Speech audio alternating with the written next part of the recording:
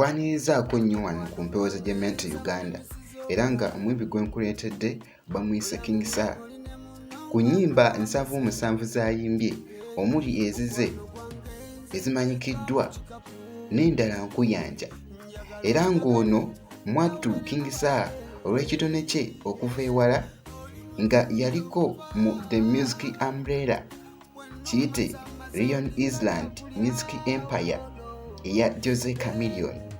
King Saha yatandika omuziki gwe ne producer Didi mu Didi's label. Saha asetinga ennyimba ze era nga ayimba mu style nga reggae, R&B, Afrobeat, Zuku newankubadde amixingamu ne Afropop era nga akuimbya nnyimba za mukwano. King Saha mu kutandikwa kwe kw'ossa ne gyenfuddewe omuziki go agujje wala era nga mujjukire mu nnyimba nga Tondiiko mu 2011, Mulirwana mu 2014, Sikyakusobola, Vimba, Swaga kw'ossa n'endala nkuyanja. King Saha yazaalibwa n'akula nga wamma alina ekitone eky'okuyimba era nga okuva mu primary era ebiseera ebisinga nga ayimbira mu kwaya mu kifo ekyali kimanyikiddwa nga Mugoga Church era ng'ono yafuna basale ku Agnes Primary School olw'okuwangula omuzannyo oba kiyite competition mu by'okuyimba.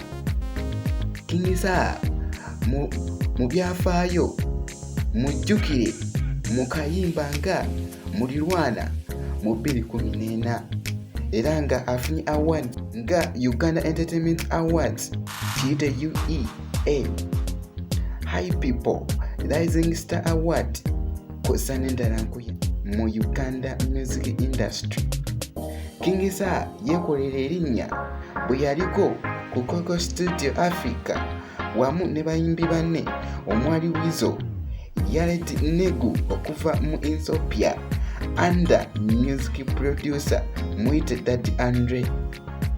Saha kino kyamufuula ow'ettutumu ennyo okwetoolola Uganda yonna era nga emyaka gyonna Saha abadde ne collabos omuli abayimbi abanene omuli Nutty, Gravity Omutuju, Spice Diana, Weasel, Navio, Minayo, Mickey Wine, DJ Stuart and Roger wamu n'abalala bangi. Wetudda ku bivulu, King Saha yamenya likodi konsati ze omuli Gondeze konsati ekivulumanyiino wamma kiyitenga atakulaba yakugaya gyali ssanyu jjereere nnyo era nga kwali kusanyuka n'amazina kw'eyo konsati era ng'ono yamenya likodi wamu ne ku Gondeze konsati ekyali ku Freedom City mu 2015 kw'ossa mwana gwe konsati mu 2016 omwali enkuyanja y'abaana. King Saha yazaalibwa nga 2 Septemba mu 1989 era ng'ono amannya ge amatuufu ye Masu Semanga. Kale nange bwentu bwendabise mbadde Jaminati kambeerekereze Mukama akuume.